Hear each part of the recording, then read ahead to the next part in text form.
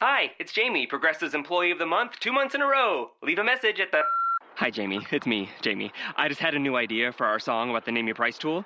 So when it's like, tell us what you want to pay, hey, hey, hey, and the trombone goes, blah, blah, blah, and you say, we'll help you find coverage options to fit your budget. Then we just all do finger snaps while a choir goes, statements coming at ya, statements coming at ya. Yes? No? Maybe? Anyway, see you practice tonight. I got new lyrics for the rap break. Progressive Casualty Insurance Company and Affiliates. Price and coverage match limited by state law.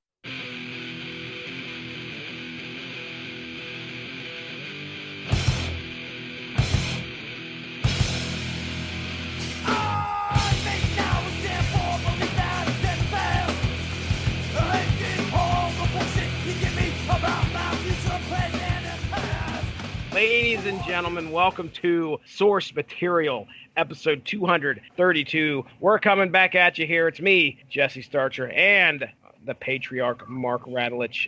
Tonight we're going to be talking some Cloak and Dagger. We've talked about them before. I'm going to pull up my notes here real quick. Mark, Cloak and Dagger, what is the name of this book? Is this Shades of Grey? Is that what it's called? Shades of Grey. This is the 2018, I believe, iteration. It was only 6 issues long. The story is Shades of Grey. When it was released as a trade paperback, it was called Shades of Grey. Oh, okay. All right. Yeah, 2000, you said 2018. That's a pretty recent comic book. I know we have Dennis Hopeless, who is the writer of this book, and pencils by David Mussina, Elisabetta D'Amico as the inker, and Giada Marchisio as the colorist. A lot of Italian stuff going on there, it seems like. So anyway, Cloak and Dagger, we're revisiting Cloak and Dagger here, Mark. And there's a reason. Did you give us the reason why we're doing this book yet? Yes, because we are later in the week, we'll be reviewing Cloak and Dagger Season 2 on Freeform. All right. And you said it's a weird season, huh? It's a weird show, man. Lately, we've been dealing a lot in weird shows. Last week was Doom Patrol. This week is Cloak and Dagger. When you get off the yellow brick road that is the Marvel Cinematic Universe, and you get into some of these television shows, they just go all kinds of fuck it. Oh, yeah. They don't care where they go. Okay, well, let me go ahead. We'll get into the synopsis. Cloak and Dagger, 2 heroes that have been at each other's side since day one, eventually finding love. But now things have changed. Ty and Tandy's relationship has ended, with each going their own way, only briefly reuniting when Cloak must use Dagger's powers to satiate the dark force that consumes him. Tandy now works with the police to lend her powers in order to obtain criminals, while Cloak is part of a celebrity security force. But it's when a local criminal is found dead, Tandy begins to think that it is connected to a string of deaths that all left a withered gray husk, a telltale sign of Cloak's dark force used to a murderous potential. However, as the story progresses, we learn that the one responsible for the deaths is a friend from Cloak and Dagger's past, a guy by the name of Gray, who has powers of his own to influence those to do his will by wrapping them in a fog that causes them to see their own version of a satisfying reality. Can Cloak and Dagger set aside their differences to face Gray and end his vile ways for good? You'll get your answers here in Cloak and Dagger, Shades of Grey. So, all right, Mark. I mean, I guess first off, what you think of the story, man? We've got 6 issues here. I like the simple stuff, man. I mean, I know that we sometimes deal in very esoteric, very overly epic, crazy stuff here. I know this wasn't. People didn't love this. I think they just want Cloak and Dagger to be together, fighting drug dealers. Like they don't want any animosity between the two. And I'm like, no, man. Give me some grist for the mill. Give me some angst. And this 2000 iteration, this 6-issue limited series called Shades of Grey, I actually thought was pretty good. I enjoyed it. Editor Devin Lewis talks about how this was released the day before the first season released of Cloak and Dagger on Freeform. I also hopped in there to take a look at, I think it's at the end, we have a letters page there that's by Dennis Hopeless, and I think also by the artist David Mussina. So Dennis talks about how there's a couple things that you always saw in Cloak and Dagger books, and that was the two of them together. So he thought, what happens if we decide to break them up? What can we do with them then? Which I thought was an interesting take, because we're used to them being together. As a matter of fact, they had a relationship at one point. If you watch the show, you see that in there as well. They have a relationship, but now they're they're no longer together. What are your thoughts on that? Do you think it added a good dynamic to the book? Yeah, because I remember when we did this the first time with Cloak and Dagger, and they actually talk about this. One of the nice things about this book is that it builds on the previous relationship. It isn't just, they just didn't throw it like an Elseworld story. This builds on their relationship going all the way back to the limited series that we did during the first season of Cloak and Dagger, where she's like a teenage girl. Different in these early iterations. He's more like stoic, more otherworldly. Like here, he just seems like a kid. Yeah. And she's consulting for the LAPD. He's doing like bodyguard duty. It's like this definitely feels like if this were like Cloak and Dagger the movie, this is the sequel. You know, they're like down on their luck and they gotta like build themselves back up again. They've gone their separate ways, and this is what I was getting to, because she, as a teenage girl, was overly dependent on the protective Cloak. Mm-hmm. Now that she's starting to grow up, she's starting to find her voice, find her legs, find her independence. She's starting to find her wokeness. She's finding her Me Too. She's finding it all.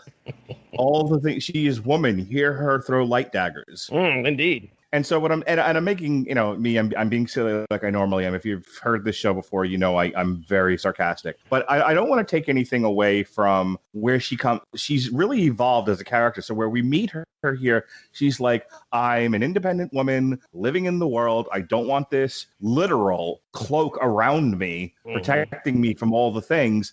I want to experience life and all of its slings and arrows. And just as this is happening, and Cloak is kind of like, well, this isn't the life I imagined for myself. This isn't what I want, especially because I'll die if she doesn't give me the light, which is another element of their relationship. He literally feeds off of her. They'll still get together occasionally so that she can give him the light so that he doesn't go crazy and die. But that's really the extent of their relationship right now. And what brings them back together is this guy from their past who I think, correct me if I'm wrong, she thinks Cloak killed him once already. When she first finds the withered husks that are laying around, she thinks it's Cloak. Yeah, she immediately starts thinking it's Cloak because they had that friend from back then who he enveloped in his cloak, and they thought he accidentally killed him. And he became this, gray withered husk laying there without life.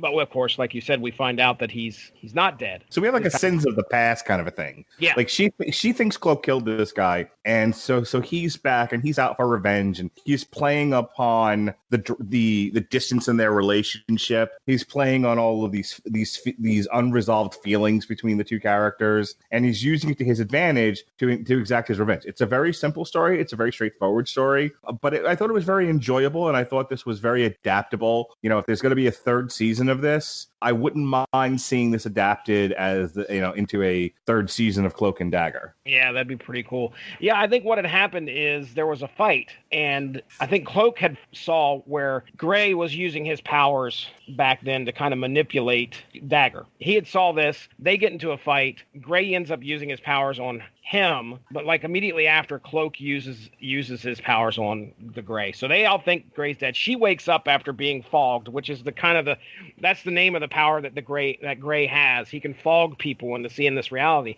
So she wakes up from this fog that he was using on her and sees Gray laying there and sees Cloak just fogged out of his mind. His eyes rolled in the back of his head.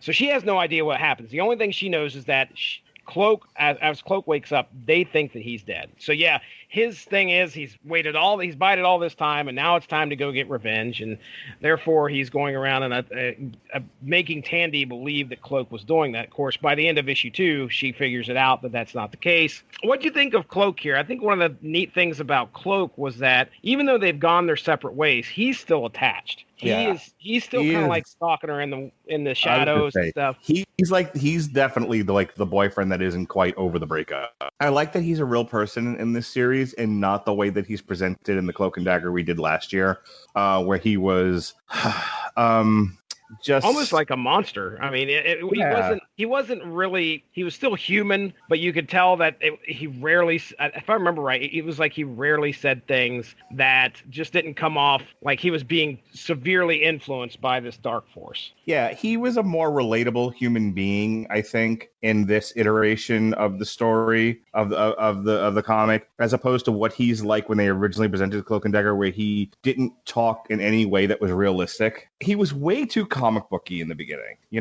was the overlong dialogue. dialogue. It was these elaborate speeches about darkness and light, good and evil. Whereas this, he's just a dude whose heart got broken by the hot blonde, and he's trying to figure some shit out. And he's moved on. He's got this other girl, but he obviously still has a thing for her. And it's complicated by the fact that if she doesn't feed him light, he'll die. And then they have further complications of he's lost control of his powers before, and so she thinks that's happening again, and he's killing people. And Christ Almighty, she's trying to work with the police, and she doesn't want to send her friend to jail. And so for a simple story, there's a lot of layers to it. I like stuff about relationships. Look, I like a good explosion as much as the next person, but I like stuff that gets really into the meat of how two human beings deal with one another. Mm-hmm. And I don't necessarily mean it has to be man and woman, or it has to be romantic.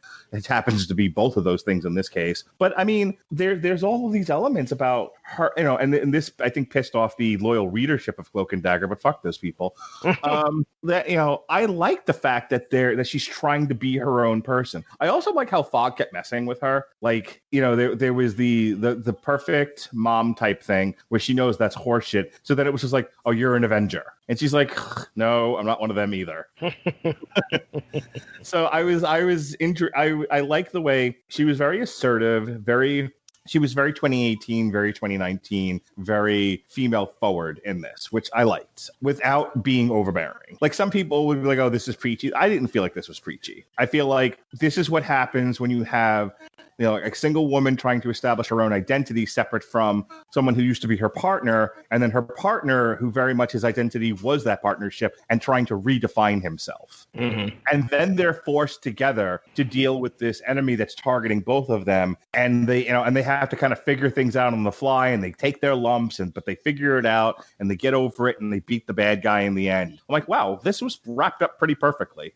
One of the things that I found interesting, there's a couple favorite parts that I have in this book. I love how, Dagger gets abducted by the Gray, and I think near a month passes, almost 3 weeks pass, and Cloak is trying to figure out how in the hell, he has no idea where she went. And then that celebrity shows up, which I think his name is Happy Hour. Happy Hour shows up and he's like, okay, dude, what's going on? And he's like, well, I've got to find my girlfriend. And he's like, all right, I got you. And he proceeds to go onto Instagram, puts a post on there, and then describes what the Gray looks like. And then within seconds, they know exactly where he's at, because all these people that follow him on Instagram and whatever are basically, doing the search job for him. So they immediately find out where he's at. I thought that was pretty interesting. Very topical. Yes. And one thing we got to remember, and this is set out, Cloak puts this out there right in the first issue. He talks about how they're not heroes. Cloak and Dagger are not heroes, which, they've got these powers, and they've used them to help other heroes in the past. But, at the outset of this issue, Cloak is like, we're not heroes. We're they're just runaways. They've been runaways for a long time. And all they really want to do is just kind of live a normal life. That's what they've now set out to do apart from each other.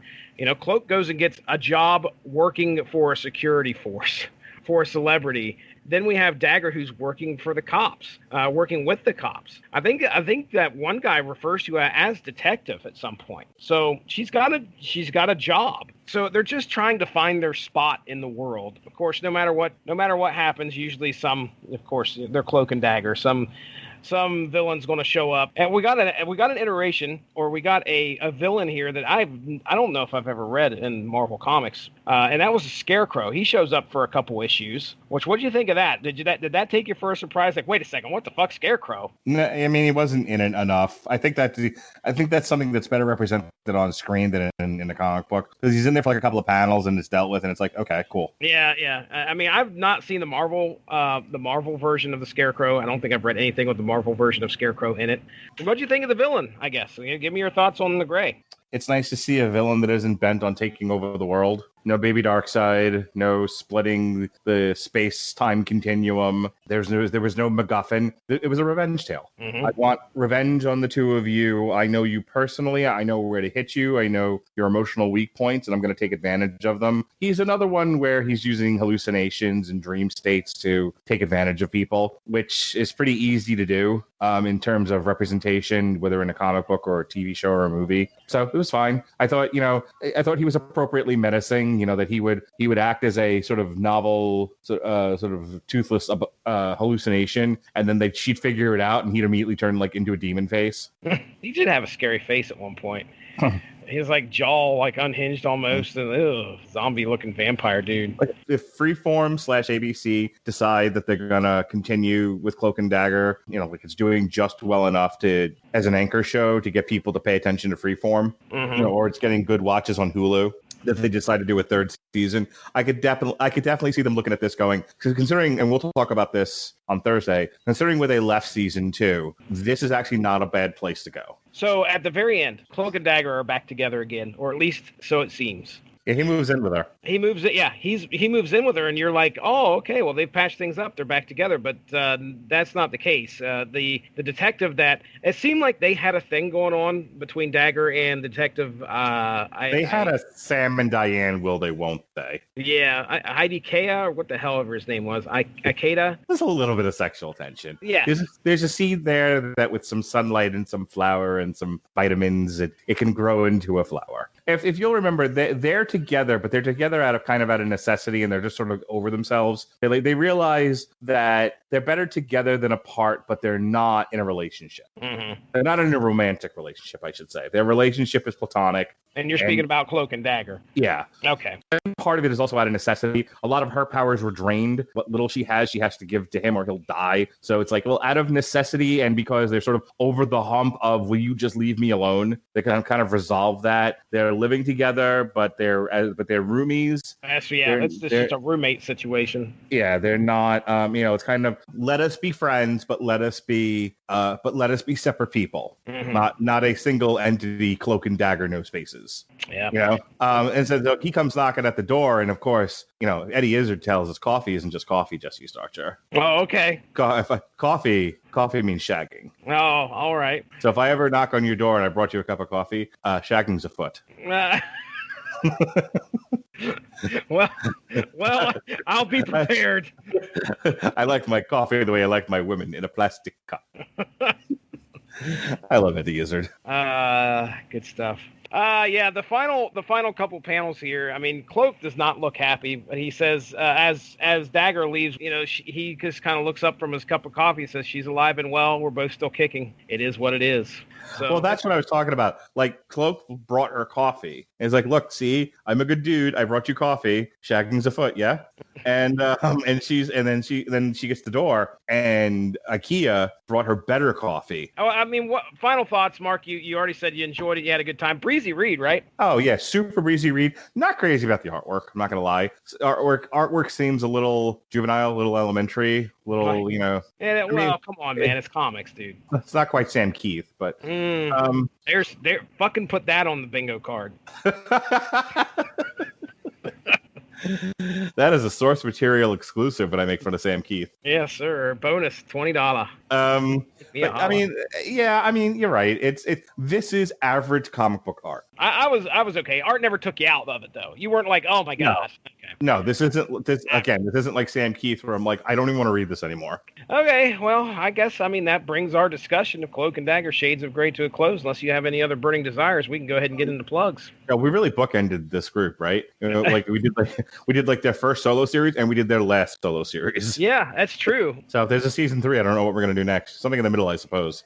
I'm sure there's something out there. I can't think of anything off the top of my head that they've been in that I've like. Cloak and Dagger's never been like a super popular. It's always been like one of those like sort of niche. Like you're a big time comic book reader and it appealed to you, but like you're like 1 out of 20 people reading it, kind of a thing. Yeah, there's. I know they showed up in the 90s, late 80s. They had their own series in the late 80s, and I think I've collected like maybe the first 5 of those issues, but they never really struck out and had their own series a whole lot. Usually they were, guest appearance. Hey, Cloak and Dagger's in this issue of Spider-Man. Cloak and Dagger's in this issue of Alpha Flight. Cloak and Dagger's in this issue of the Runaways. There you go. That's kind of what they do. They're the bit players, the B guys that kind of hang out in the background and then make their appearance every once in a while.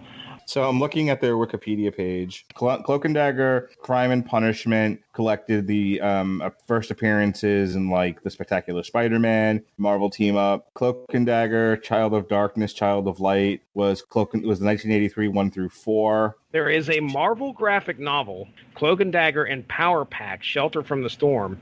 Mm-hmm. Now, have you ever heard of the OGNs? The OGNs from Marvel came out in like the 80s? No. Okay. Hang on. Before you tell me about this, we did the 1985 1-11. What a slog that was. Yeah. Cloak and Dagger Lost and Found. My favorite part was them fucking around with the Beyonder and the Beyonder getting high on heroin. Oh, yeah. That was great. So we have Cloak and Dagger, Predator, and Prey trade paperback, which is a collection of Strange Tales issues, the Predator and Prey graphic novel from 1982, the one you just mentioned with them in Power Pack, and Mutant Misadventures of Cloak and Dagger, which is a 1-4 issue limited series, which is 1988. There's Cloak and Dagger, Runaways and Reversals trade paperback, which is a collection of Runaways, Cloak and Dagger 2010, Spider Island Cloak and Dagger, just like a bunch of different shit here. Yeah, I was going to say, I'm looking at it right here. The Strange Tales, amazing. So it must be all a bunch of like one-off stories with the Runaways and Cloak and Dagger involved. I have no idea what's good and what's not. So yeah, this was definitely like me just kind of flipping through with Amazon when I was working and bored and trying to figure out like what we're going to talk about next time. So, which is what I'll do again. I'll come up with something that seems to be self-contained and we'll figure it out. Have you ever read anything with the Power Pack in it? Maybe I've read some Power Pack back when when that was a thing, but it's been a long time. I know Power Pack turned up in other stuff. Yeah, I think it's like 4 Kids. And Franklin Richards, I believe, was one of them. But anyway, yeah. All right, well, we'll figure something out. I guess that brings our discussion of Cloak and Dagger Shades of Grey to a close. Mark Radulich, let's talk the schedule, sir. What do we have upcoming on the Radulich in Broadcasting Network? Last week was Doom Patrol Brick by Brick, where Chris Sheehan took 97 hours to tell you about the history of Doom Patrol. Did you like my explanation, though, for why we didn't read the iteration we should have done, which was the Grant Morrison one? Because it seems too smart and wordy for me. I'm a dumbbell. Perfect. Last week we reviewed Crawl on Damn You Hollywood. We reviewed the Texas Hippie Coalition.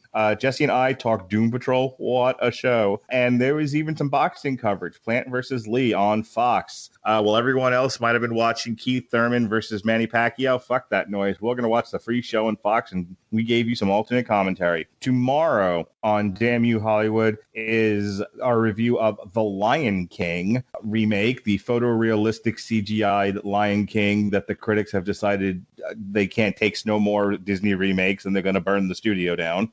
We've got Robert Winfrey on for Sabaton, The Great War. And this Thursday, coming up on TV Party Tonight, is Cloak and Dagger, as we mentioned before, Season 2, with Mayhem, and I can't remember the other guy's name. We'll talk about it, though. All right, yeah, I've got to get caught up on that. Yeah, next week, we've got DC Hanna-Barbera 3. I will be talking about Huckleberry Hound, Green Lantern. Alexis will talk about Deathstroke, Yogi Bear. If we can find Ronnie somewhere in a bunker deep underground, he will be talking Nightwing, Magilla Gorilla, and then Jesse got stuck with Superman and Top Cat. No. Will we have a judge for this? We don't know just yet. We'll have to figure it out. On Damn You Hollywood, we'll have Once Upon a Time in Hollywood if she could. L7 Rats, Scatter the Rats on Mandel Hammer of Doom. And then we decided to call an audible because Pulp Fiction is largely perfect and not prosecutable. Instead, we're going to do a much more divisive film, One of My Babies. I'm going to kill one of my babies and prosecute it, even though I love it. Jackie Brown. You ever see Jackie Brown, Jesse? No, I've never seen Jackie Brown. Oh. And also check out in the archives our pair of wrestling shows we did. We did one for AEW and Evolve and one for Extreme Rules. We did a bunch of Spider-Man shows the week before that. And Jesse. Hey, Jesse. Hey, Jesse. Pat and I did a commentary for Iron Eagle. Oh, really now? Yeah. I do recall seeing that pop up on the old feed there. Did you have a good time? We did. You and I still need to, and Chris Bailey need to talk about Moonwalker, the video game. Ah, yes, indeed. Oh, we don't have enough video game commentaries on here. No, we need to do more. All right, I'm out of plugs. I'm ready to go to bed, Mark. Let's get the hell out of here. It's Cloak and Dagger. I'm Jesse Starcher. That's Mark Radulich. We will catch you next Monday. Have a good one. Bye-bye. Thank you all for joining us. Make sure to give that Radulich in Broadcasting Facebook page a like to stay up on top of all the great podcasts we have to offer. We are at home on Spreaker, but you can also find us on iTunes, Stitcher, TuneIn Radio, and recently we have hit the air on Spotify. Find your favorite podcast platform and type in RADULICH to subscribe for some great content. If you enjoyed this show, please feel free to share and spread the word. And as always, we appreciate any feedback and look forward to entertaining you again soon.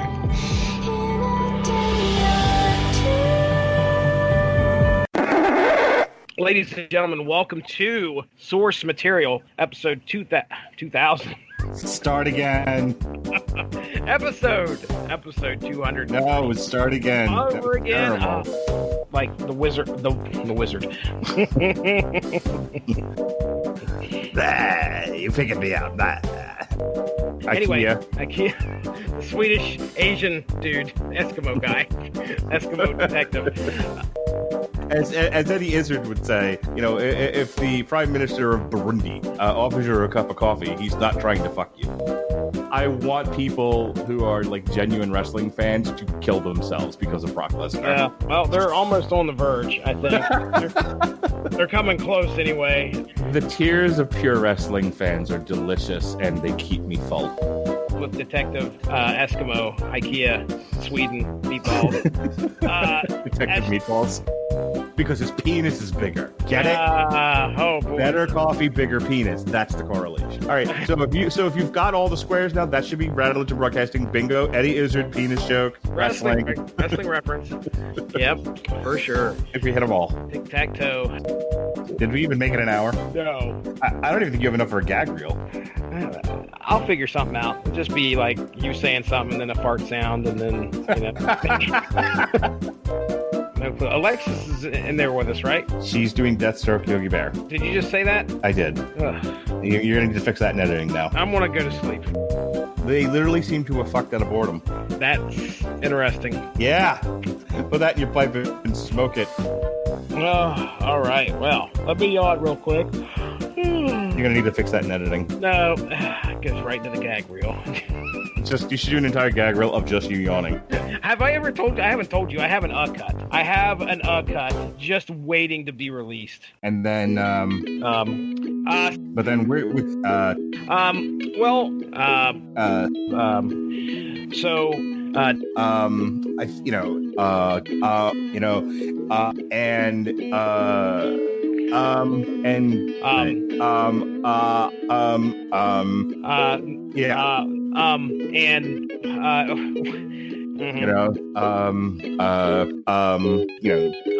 where, and, yeah,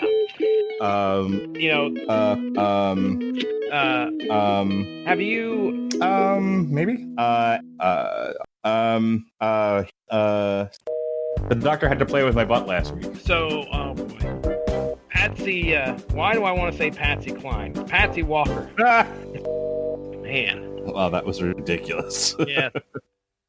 Dunkin' has a whole new line of handcrafted signature lattes. Blueberry Crisp, Caramel Craze, and Cocoa Mocha. They're so delicious, you'll realize that you've been spending a whole latte time drinking the wrong coffee. So even though you've been together for years, it's time to say goodbye to your ex, Coffee Place. Because you've got a latte love for Dunkin's signature lattes. Sipping is believing with Dunkin's new handcrafted signature lattes, like Blueberry Crisp, Caramel Craze, or Cocoa Mocha. America runs on Dunkin'. Price and participation may vary. Limited time offer. Hi, I'm Jay Farner, CEO of Quicken Loans. 30% of Americans who are planning home improvements of $5,000 or more will pay for those renovations with a high-interest credit card. That may not be a great idea. A better idea may be to take cash out of your home with a Quicken Loans 30-year fixed-rate mortgage. The rate today on our 30-year fixed-rate mortgage is 4.125%. APR 4.22%. Call us today at 800-QUICKEN or go to rocketmortgage.com. Rate subject to change. 8.88% fee to receive this discounted rate. Call for cost information and conditions. Equal housing lender. License in all 50 states. NMLS number 3030.